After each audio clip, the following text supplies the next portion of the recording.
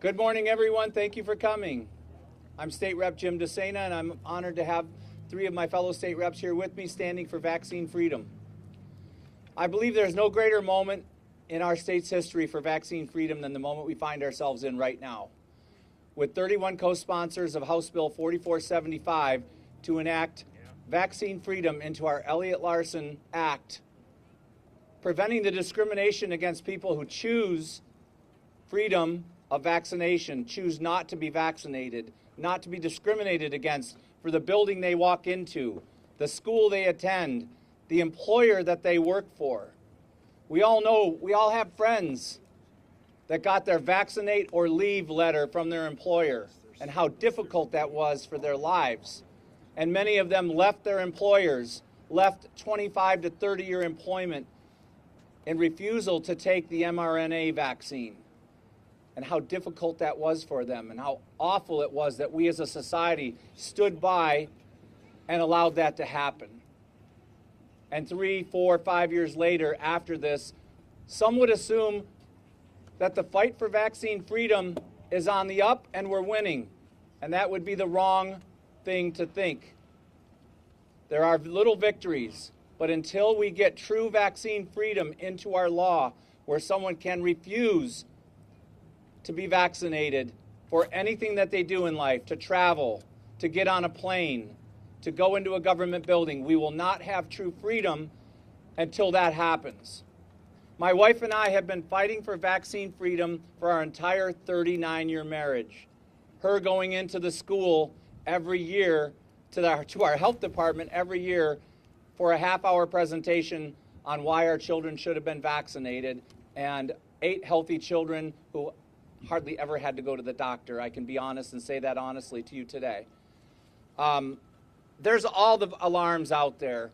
We just heard this week where top medical scientists are observing these prion-like clots in children born to mothers that took the mRNA vaccine, and now the health difficulties that we're facing.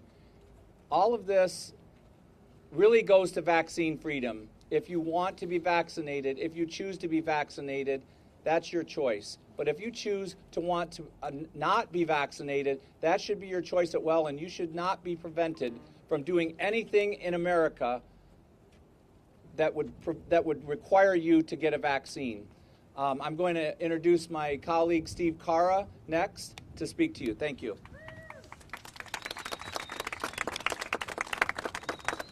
Thank you, Representative DeSena. And yes, Steve Carra here. I just want to remind everybody of what was going on back before we even had a response with the mandated jab or the coerced jab on society. We were told by Democrats and the elected official, maybe you all didn't hear them, some of you did at some point, but I did. They said, what's the point in having these bills to protect against a vaccine mandate? There are no vaccine mandates. What's the point of this? Well, look at where we are today. We have students in our universities who were coerced and manipulated into a medical decision in order to continue to get the education they were already on a path to getting. People going into their senior year, tens of thousands, $100,000 plus in debt. And in order to finish the project they were on, even if they were taking online courses, they were coerced into getting the jab from the public universities. So what the Democrats say one day isn't happening is happening the next day. Whether it's illegal immigration, whether it's medical freedom, or other erosions of our society, and it needs to stop. It's an honor to be here standing in pursuit of liberty and in defense of medical freedom. Thank you. Next, I'd like to bring up Representative Gina Johnson, a great defender of vaccine freedom. Thank you, Gina. Thank you for joining us today. This is one of the most basic human rights, civil rights topics of our day.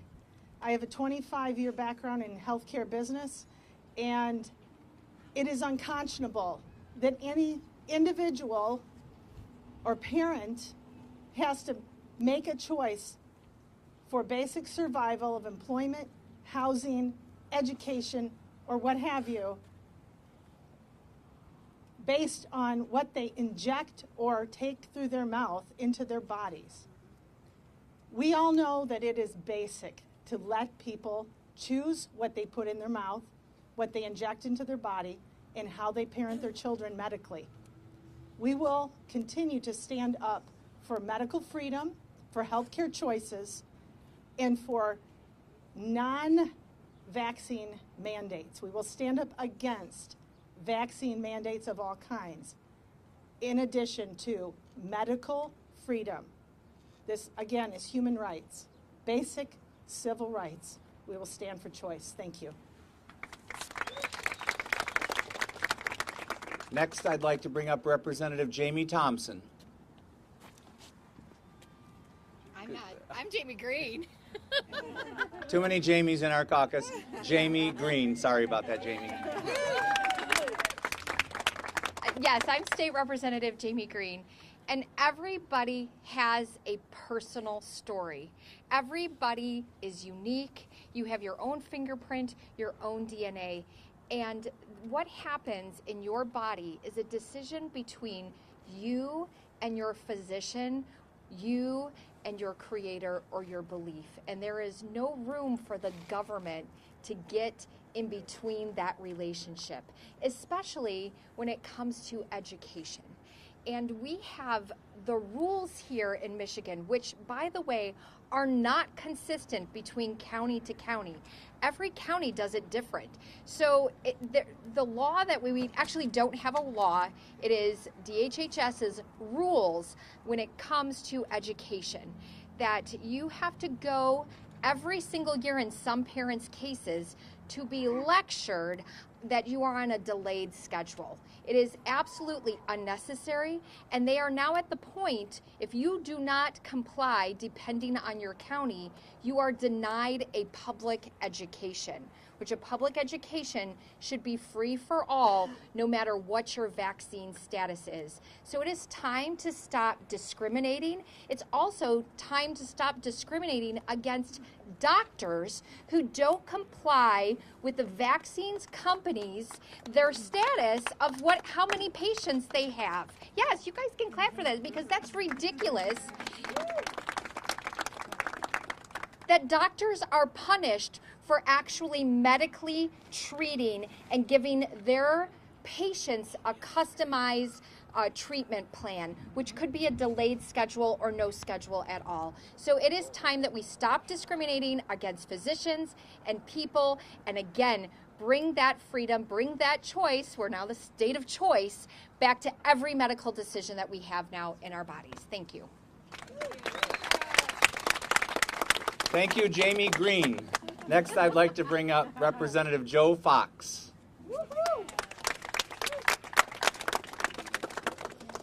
Well, it's good to be here today, and I guess I would just like to share with you as a grandpa.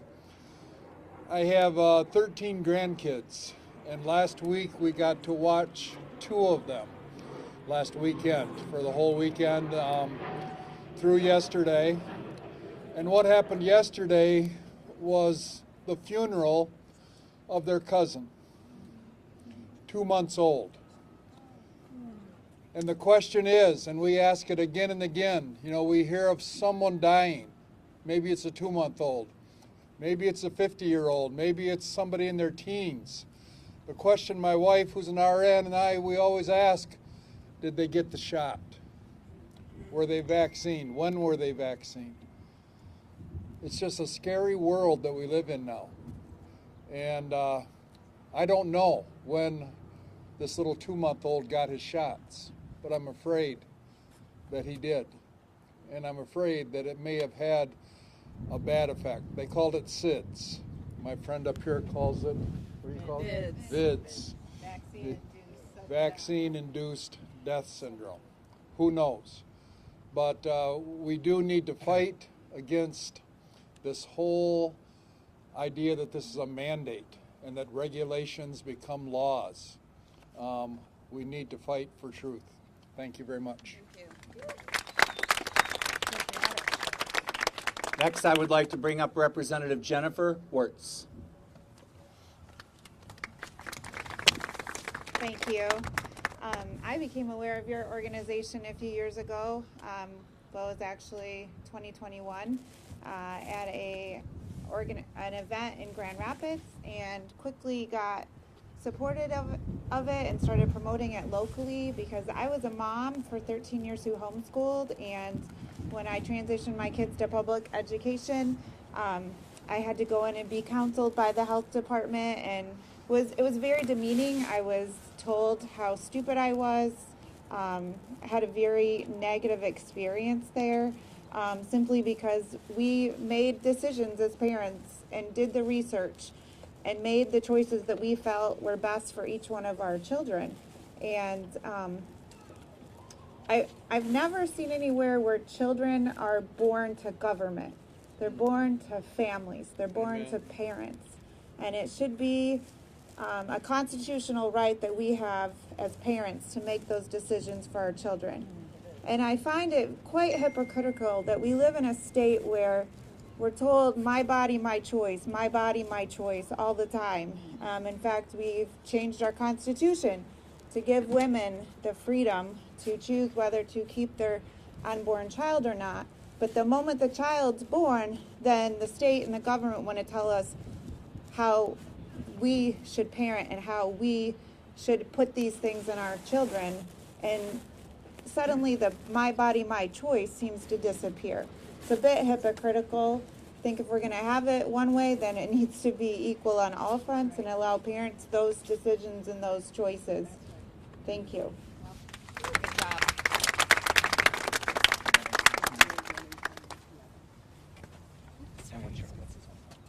Report here, Marysville.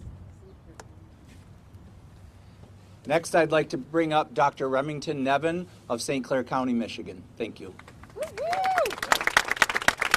Yeah, thank you very much. So I'm Dr. Nevin. So I am the medical director of the St. Clair County Health Department, but I'm not here today in any official capacity. I'm speaking to you as a concerned public health physician and someone who supports vaccine choice, as I believe many physicians in Michigan do. I'll speak to you just a few moments about something I've written, an analysis of the current administrative rule, which is the subject of so much concern. As we all know, in Michigan, parents have an absolute right to exempt their children from mandatory school-aged vaccinations. This has been written in law, and it's very clear it's the intent of the legislature and remains the intent of the legislature for all parents to be able to exempt their children from these mandatory vaccinations with nothing more than a brief letter to the school principal explaining that they would like to exempt their children. That's clear in law. Now, as we all know, a little over 10 years ago, the state was very unhappy, very displeased with how many parents were availing themselves of this statutory exemption. And so in an attempt, and I would argue in a very blatant attempt to reduce the number of parents availing themselves of their statutory right, they introduced an administrative procedure that was intentionally designed to make it as inconvenient as possible for parents to exercise their statutory rights. Now, the state justified this under the guise of providing education and ensuring that the parents' rationale was sound. But in fact, if you review the history of the rule, you will see state officials gloating at how inconvenient they are making this process and how many parents they expect will no longer avail themselves. They honestly believe that they could reduce the number of parents seeking exemptions. Well, perhaps not surprisingly, their plan backfired, because what we have seen, and there's peer-reviewed literature, in fact, demonstrating this, what we've seen is that since the state passed their misguided rule, the number of parents seeking their lawful exemptions has risen, and it continues to rise. Every year, we see more and more parents availing themselves of their right. Now, if you read the rule carefully, you'll discover something that should concern you. There is actually no legal basis for a health department bringing you in and sitting you down and subjecting you to the equivalent of a Maoist struggle session at worst, a humiliation ritual at best, for daring to exercise your statutory rights. There is no basis in regulation for this. The regulation itself states very clearly that the school will recognize the exemption status of the child merely on presentation of a letter. What the rule does is introduce a separate administrative requirement solely on the health department staff, not the parent, to certify that education has been provided. Well, not explicitly stated in the rule, but implicit in the rule is that this education must be provided in a completely passive manner without any active involvement of the parent. The parent does not need to do anything further because they have already secured their exemption merely by sending a letter to the principal of their school. So I have argued, and I hope many more people will argue in the future, that the intent of this regulation, that the letter of the regulation can be satisfied by health departments merely sending a brief letter to parents stating that if you don't vaccinate your children, they might be excluded from school in the event of a certain vaccine preventable disease outbreak. And if you do vaccinate your children, then there won't be any legal basis to exclude them. That can be the extent of the education provided under the administrative rule. I think in addition to doing the right thing, because this is what the law requires, I think there's also a profound medical and public health rationale for us to reinforce this course of action. And that is because so many parents in Michigan are now aware of this. So many parents are aware that there is no legal basis for the humiliation ritual that they are forced to endure. That this has now become a liability to public health. We are losing the trust of parents. Public health is losing the trust of parents. How can parents be expected to trust local health officials to interpret complex medical and scientific information on the safety and efficacy of vaccines? How are parents to trust local health departments to do that if they can't even read a simple regulation correctly?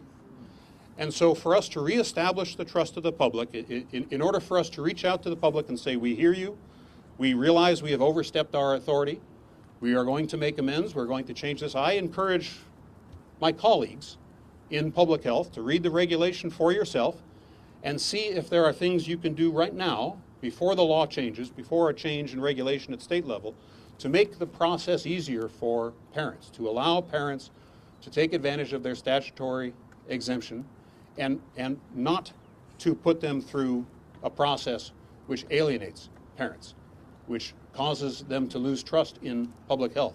Each local health department has the authority to change their practices to make it as simple as simply sending a letter to parents and avoiding the requirement for an in-person encounter. If that fails, then there are always other options, including the legislation that's being discussed today. And if that fails, there's always litigation. And I encourage parents in my county who are dissatisfied with being forced to go in for a medical encounter, which I do not condone, to sue me. And we'll sort this out in court, because even though I'll technically be the defendant, I suppose I'll also be a plaintiff. Thank you very much. Thank you.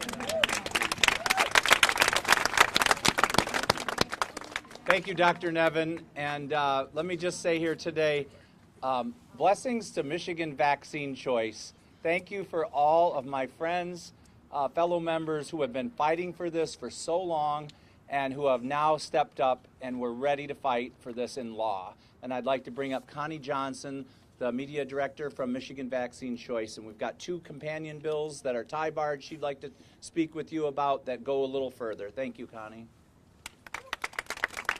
Thank you. Michigan for Vaccine Choice, if you aren't familiar, has been around for 31 years. We were known previously as Mom V, Mothers Opposing Mandatory Vaccination. We formed as a nonprofit, and I think it was 2014, to become Michigan for Vaccine Choice. We are close to 30 members strong, 30,000 members strong across the whole state of Michigan. Many of our members are here with us today. Well, some, a small portion are here today. And what Michigan for Vaccine Choice does primarily is we work with our legislature as well as with parents and schools to help people understand what their rights are to vaccine choice under the law. Some call us anti-vaccine. If you call choice anti-anything, then you're anti-choice. Let's call it what it is. We work with parents that fully vaccinate according to the CDC schedule, although there's not many left. We work with parents that work on a modified or alternative schedule. We work with parents that don't vaccinate at all, and we work with parents that whose children were vaccine injured or killed by a vaccine and are considered former or ex-vaxxers.